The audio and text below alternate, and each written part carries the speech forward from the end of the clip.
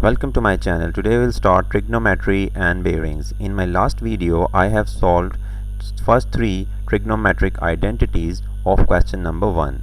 In this video we will solve from fourth trigonometric identity. Now the left hand side of this trigonometric identity is equals to sine theta minus 2 sine cube theta divided by 2 cos cube theta minus sine of theta. And now we can take common sine theta from the numerator and cos theta from the denominator.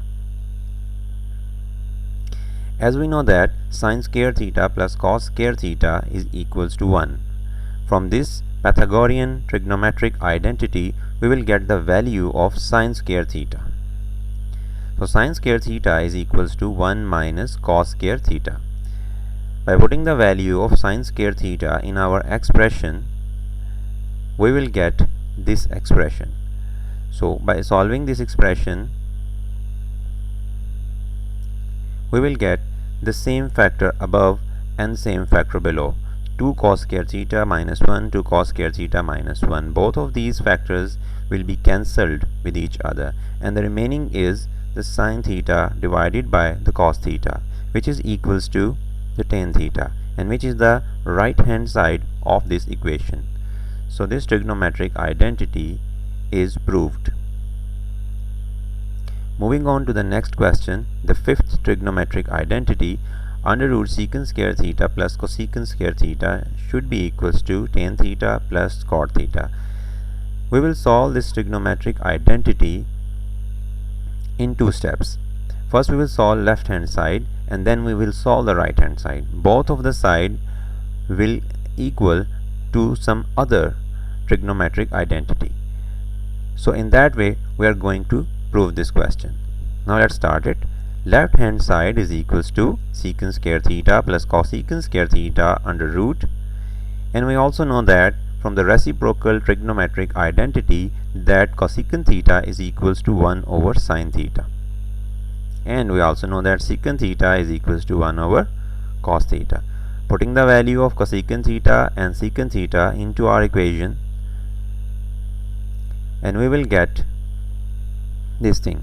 Now taking the LCM, cos square theta and sine square theta will be the LCM, and combining these two fractions into a single fraction, we will get this expression. As we already know that this is a Pythagorean identity which is equals to 1.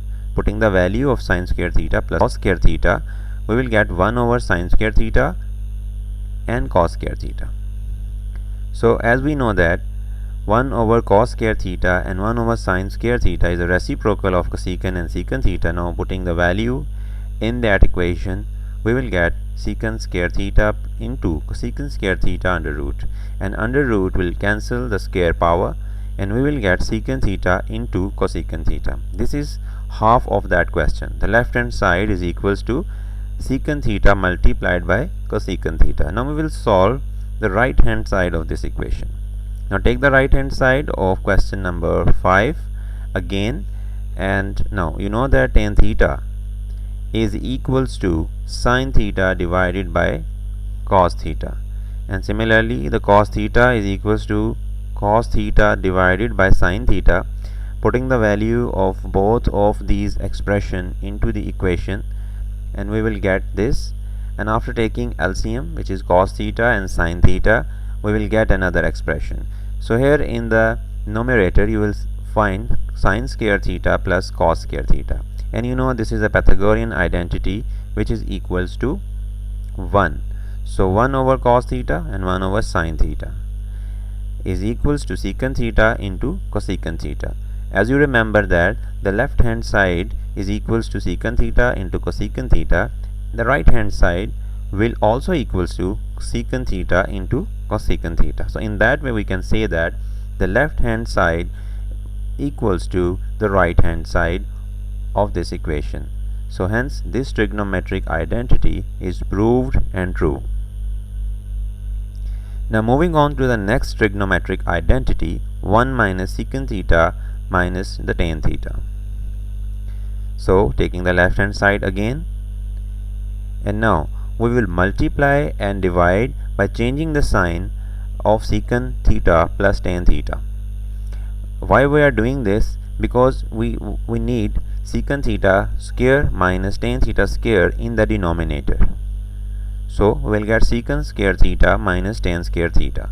And why we will get the squares of these two values? Because we know that it is a trigonometric identity, a Pythagorean identity, that secant square theta minus tan square theta should be equals to 1. So in that way we can eliminate the denominator.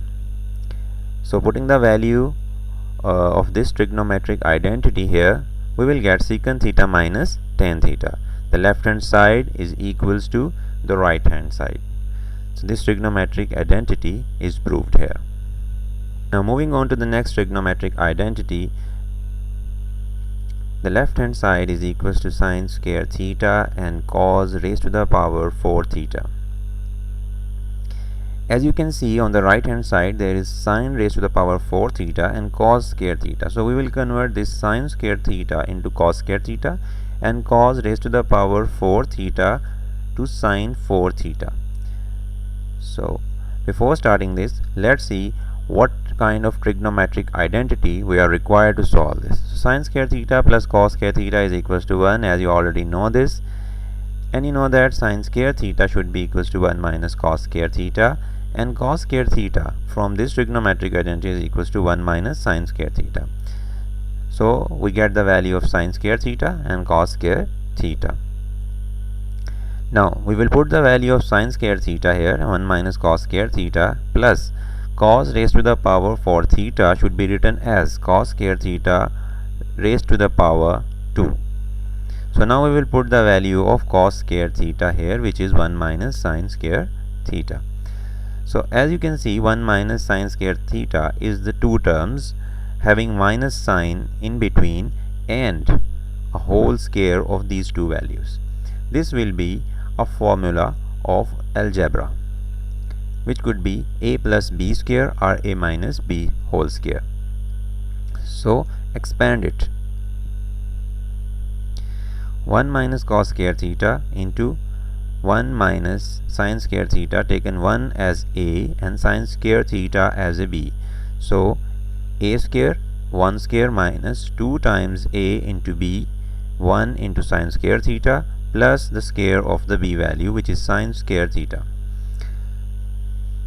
So after solving this expression, we will get this value.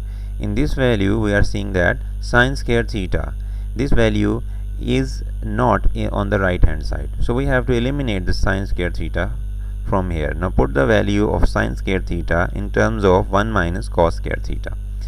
Now putting the value of sine square theta, we will get this value, and after doing some multiplication, we will get this expression, and 1 plus 1 is equals to positive 2, and here is the negative 2. So this will cancel with each other. Minus cos square theta plus 2 cos square theta. So 2 cos square theta should be minus from 1, it will remain a 1 cos square theta, and sine 4 theta plus cos square theta. So this is the right hand side of our trigonometric identity. Hence the part number 7 is proved and true. Moving on to the 8th trigonometric identity of question number 1, tan theta plus sine theta, tan theta minus sine theta. Now taking the left hand side, and as you know that the tan theta is equals to sine theta over cos theta, so putting the value of tan theta in numerator and in the denominator. And now we can see that from the above equation and from the below expression, we can take. Now we can see that from above and below expressions, we can get sine theta as a common. So taking the sine theta as a common, we will get this expression. Sine theta is 1 divided by cos theta plus 1, and sine theta 1 divided by cos theta minus 1. Cancelling the sine theta, and we will get this expression. And as we know that 1 over cos theta is a reciprocal identity, which is equals to secant theta, and now we are putting the value of 1 over cos theta, we will get our final expression, that secant theta plus 1 divided by secant theta minus 1. So left hand side equals to the right hand side. This trigonometric identity is proved. moving on towards the ninth trigonometric identity, secant square theta plus cosecant square theta. Now left hand side is equals to this, and as we know, cosecant theta is 1 over sin theta, a reciprocal trigonometric identity. Secant theta is equals to 1 over cos theta, another reciprocal trigonometric identity. Putting the value of both of these identity into this equation, and now taking the LCM, we will get sin square theta plus cos square theta in the numerator, which is equals to 1. Putting the value of sin square theta plus cos square theta equals to 1, and splitting these two ratios, 1 over cos square theta into 1 over sin square theta, we know that these are the reciprocal trigonometric identity, which is equals to secant theta and cosecant theta respectively. And now putting the value back, secant square theta into cosecant square theta. So this is equals to the right hand side. So ninth trigonometric identity is proved here. Now we will solve the last trigonometric identity of this question. Sin theta raised to the power 6 and cos theta raised to the power 6. We will use this algebraic formula a cube plus b cube. So writing this equation in the form of a cube b cube, we will do this: sin square theta raised to the power 3 and cos square theta raised to the power 3. So a cube plus b cube.